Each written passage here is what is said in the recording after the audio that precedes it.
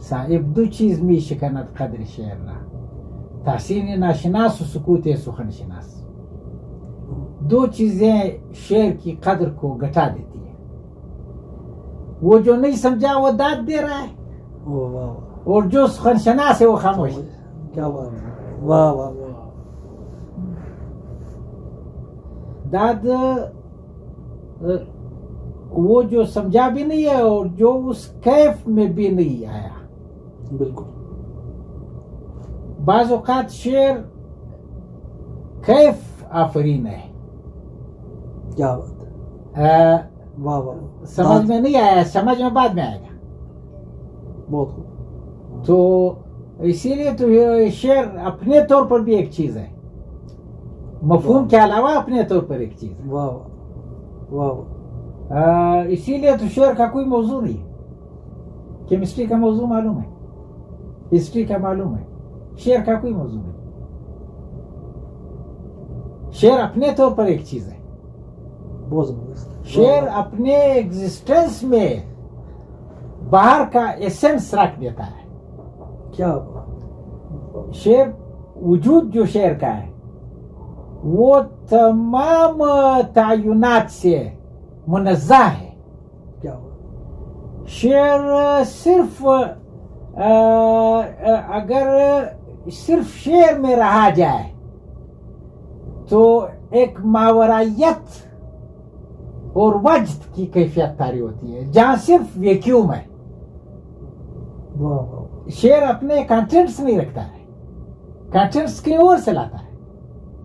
شعر کا اپنا کوئی ڈیٹا نہیں، ڈیٹا باہر سے لاتا ہے. کیا بات. واہ واہ.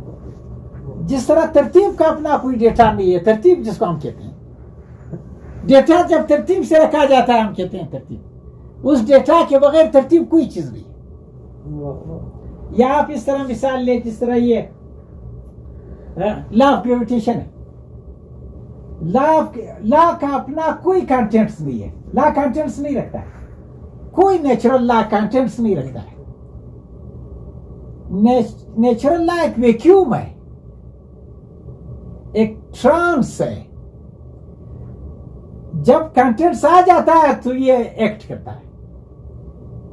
جب میں کوئی چیز ادھر رکھ دیتا ہوں تو وہ چیز نیچے گر جاتی ہے، تو یہ کام پھر لا آف گریویٹیشن نے کیا. نہیں تو لا آف گریویٹیشن خاموش. کیا بات. ایک ویکیوم، ایک خلائے محض جس میں آپ محسوس کریں گے کہ جہاں ایک دھندلی صورتحال کے سوا کچھ پتہ نہیں چلے. شعر ایک ایسی چیز ہے، نیچرل لا کی طرح ہے شعر. یہ کانٹینٹس آتے ہیں تو پھر وہ شعر عام سطح پر کھل جاتا ہے. نہیں تو شعر عام سطح پر کھلنے کی چیز نہیں ہے. کیا بات. واہ واہ. شعر تو شاعر کی اپنے وجود کو کی طرف جانے کا عمل ہے. جب شاعر تعینات سے نکل کر اپنی پاسبلٹیز کی طرف جاتا ہے، پاسبلٹیز حد سے نکلی ہوتی، پاسبلٹیز کی کوئی حد نہیں ہے. حد تو تعینات کی ہے، ڈٹرمنیشنز کی ہے. کیا بات. شعر اصل میں اس سطح پر جب ہم دیکھتے ہیں تو ہم دیکھتے ہیں جیسے نیچرل لا جو ایک کانٹینٹس نہیں رکھتا ہے، اسی طرح آپ دیکھتے ہیں فلسفے کے کوئی کانٹینٹس نہیں ہے. فلسفہ کانٹینٹس باہر سے لیتا ہے، اسی لیے ٹرانسینڈنٹ ہے، اسی لیے تو ایکسکیٹرک ہے، اسی لیے تو وجد آفرین ہے. فلسفہ اصل میں وہ وجد آفرینی ہے جو کانٹینٹس میں آ کر محسوس بالبصر ہو جاتی ہے، پرسیویبل ہو جاتی ہے. کیا بات. ادراک میں آ جاتی ہے. تو شعر بڑی چیز یہ شعر کی جو ہم کہتے ہیں کہ شعر یہ اچھا شعر ہے، یہ شاعر ہے، یہ شاعر نہیں ہے. وہ بنیادی بات یہ ہوتی ہے کہ آپ نے وجودی سطح پر اس کو کیا پایا، یعنی جب آپ نے معرہ کیا اس کو کنٹینٹ سے تو کیا پایا. اسی لیے شعر کی بھی دو قسمیں، آتھینٹک ان اتھینٹک. انسانوں کی بھی دو قسمیں, اتھینٹک ان اتھینٹک. ان اتھینٹک وہ ہے جو معاشرے میں آ کر پھنس گئے, جو تعینات کے ہو کر رہ گئے, یہ ان اتھینٹک بینگ ہے. کیا بات ہے لوگ ہے انسان باقاعدہ ایگزسٹنس کے ساتھ اس دنیا میں آتا ہے. انسان اپنا جوہر ادھر اپنے انتخاب کی بنیاد پر ڈوبتا ہے. انسان آزاد ہے, وہ جو سارتر نے کہا تھا مین از کنڈمڈ ٹو بی فری, انسان کو آزادی کی سزا ملی ہے. انسان اتنا آزاد ہے کہ وہ آزادی اس کے لیے سزا بن گئی ہے. کیا بات یعنی وہ اتنا آزاد ہے کہ چیزوں کو معنی اب خود دینے پڑیں گے انسان کو. یہ انسان کا فرض بن گیا, یہ انسان کی رسپانسبلٹی ہے. تو رسپانسبل تو آزاد نہیں ہوتا. کیا بات یہ وہ پیراڈاکس ہے انسان کا کہ یہ آزاد بھی ہے رسپانسبل بھی ہے. اور رسپانسبل اتنا ایک پابند ہے, یہ دنیا بھی معنی, اس دنیا کو معنی دینے کے لیے آ گیا. کیا بات کوئی اخلاقی ضابطہ دنیا میں نہیں ہے, لیکن وہ اخلاقی ضابطہ کو باقاعدہ آراستہ کرنے کے لیے انسان ادھر آ جاتا ہے. چیزوں کو معنی دینا یہ انسان کا کام ہے, یہ انسان کا فرض ہے. اسی لیے تو یہ وجودیت میں کہتے ہیں کہ وجود جوہر پر مقدم ہے. انسان کا وجود پہلے آتا ہے, جوہر بعد میں آتا ہے. انسان اپنی پاسبلٹی ساتھ لے آتا ہے, تعینات ادھر یہاں ہوتی ہے. تو پھر ان تعینات میں انسان آہستہ آہستہ پستا چلا جاتا ہے, حتیٰ کہ اتنا پھنس جاتا ہے کہ سوشل بینگ ہو کر رہ جاتا ہے. یہ ان اتھینٹک بینگ ہے. اور جو پھر بھی اپنے وجود کے ساتھ جڑا رہتا ہے یا اتھینٹک بینگ ہے. جیسے آپ کوئی مثلاً بائرن جیسا شاعر ہے یا سارتر جیسا فلسفی ہے, یہ وہ اتھینٹک بینگ ہے. تو اس میں یہ ہے کہ وہ اتھینٹسٹی کا پتہ کہاں چلا؟ جہاں خلا ہے, جہاں ماورائیت ہے, جہاں اس کو ہم ایگزسٹینشل ویکیوم کہتے ہیں. جہاں ایگزسٹینشل ویکیوم ہے, وجودیاتی خلا, وہاں آزادی ہے. وہ نتھنگ ہے. وہ کیا ہے؟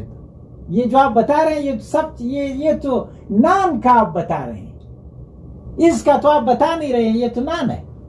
وہ نتھنگ ہے. یہ ہے کہ اصل میں نتھنگ کے معنی یہ ہے کہ وہ نتھنگ میں ہی فریڈم ہوتا ہے.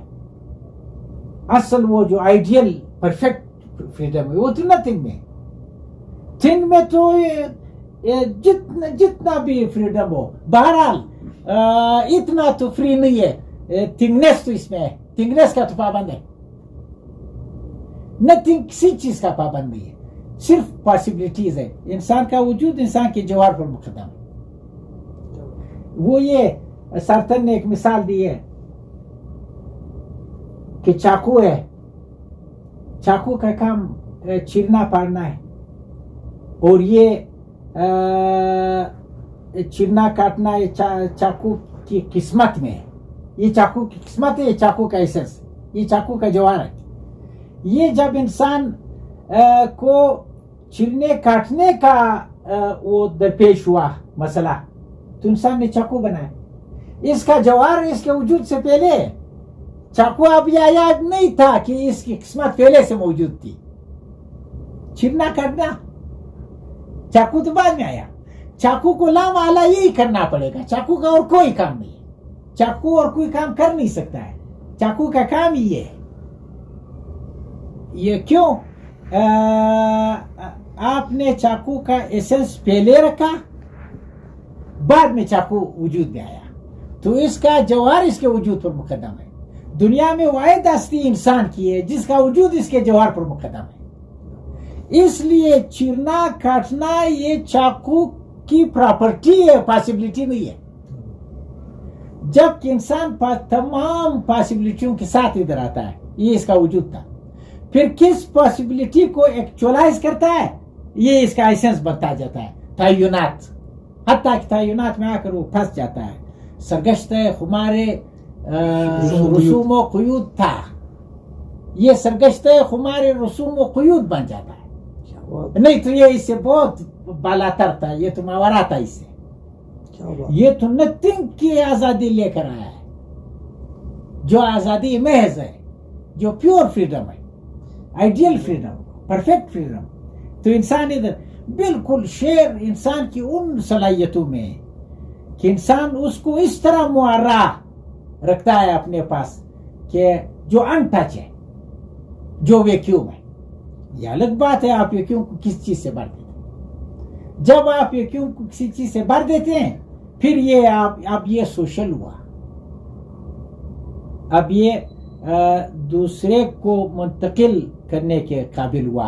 अब आप इसको अदर तक पहुंचाते हैं। जब अदर तक पहुंचाते हैं, अदर खुद डिटर्मिनेशन है, वो आपकी वो आजादी अभी नहीं रही, तो फिर भी वो आपकी जो कैफियत उस शेर के अंदर आपकी अपनी जो कैफियत थी, आप वो कैफियत ट्रांसफर नहीं कर सकते हैं।